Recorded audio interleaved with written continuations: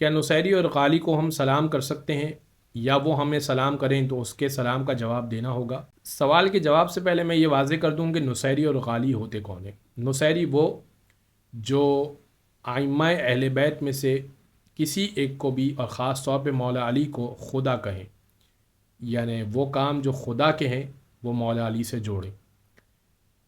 ایک تو یہ نصیری، یعنی وہ مولا کائنات کو خدا کہیں، یہ نصیری ہوتے ہیں، یہ کافر ہیں۔ اسی طرح غالی، یعنی وہ جو یہ عقیدہ رکھیں کہ خدا تو نہیں ہے لیکن خدا ان میں اترتا ہے، یا مولا کائنات کے اتنے فضائل بڑھا دیں کہ خاص صفات جو خدا کی ہوں وہ ان سے منسوب کر دیں۔